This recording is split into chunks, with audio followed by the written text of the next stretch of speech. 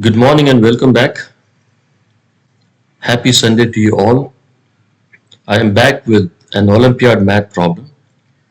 It says 4 to the power of x minus square root of x square minus 5 minus 12 times 2 to the power of x minus 1 minus square root of x square minus 5, which is equal to negative 8.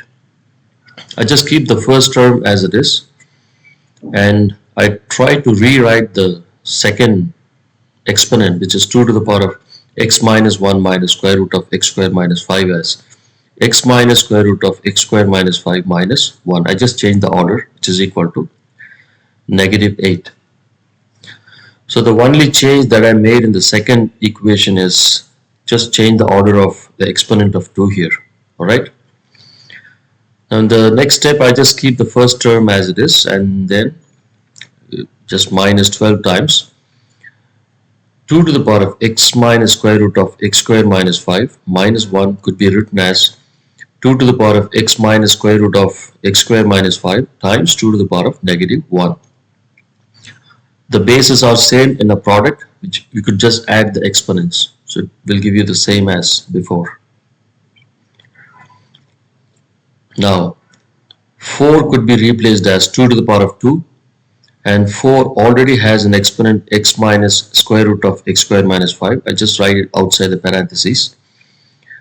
Minus 12 times 2 to the power of x minus square root of x square minus 5 times 2 to the power of negative 1 could be written as 1 over 2. So therefore, since you have a product here and a product inside the brackets, I could just simplify the 12 and 2. 12 in the numerator and 2 in the denominator. So I have 6 here, which is equal to negative 8. We know that the exponents, if one base has two exponents, those two exponents could be swapped. So I just write this x minus square root of x square minus 5 inside the bracket and then I just move 2 outside. Minus 6 times 2 to the power of x minus square root of x square minus 5 is equal to negative 8.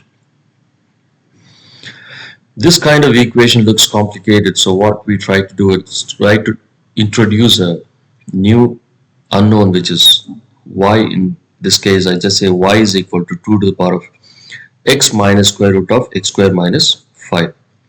So this equation becomes y square minus 6 times y, and I move this negative 8 to the left hand side, becomes positive 8. So therefore finally I have a simple equation which is a quadratic equation in y. Just y square minus 6y plus 8 is equal to 0. Alright. Just use the factoring method and we have y minus 4 times y minus 2 is equal to 0, because we call this negative 6 to be the sum and positive 8 to be the product. Negative 4 plus negative 2 becomes negative 6.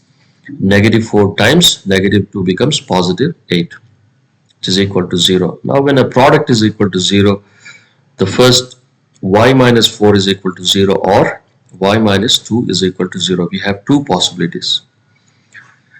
Therefore we have y is equal to 4 comma y is equal to 2. The given equation is actually in terms of x, so we just try to replace y. So we considered before y as 2 to the power of x minus square root of x square minus 5, and I just replace y here, and the right hand side is 4, could be written as 2 square.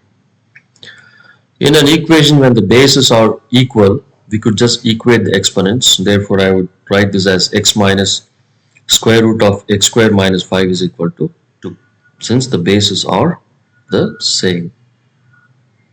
Alright. Next, I just move this 2 to the left hand side and move this negative square root of x square minus 5 to the right hand side. So therefore we have x minus 2 is equal to positive square root of x square minus 5. I just want to get rid of this radical sign, so I just square on both sides. So left hand side square, which is x minus 2 the whole square, equals, and the square and the square root gets crossed out because 2 times, if you have an exponent which is 2 and 1 over 2 will become 1. So this radical sign disappears when you square. So therefore you have x square minus 5 left over on the right hand side.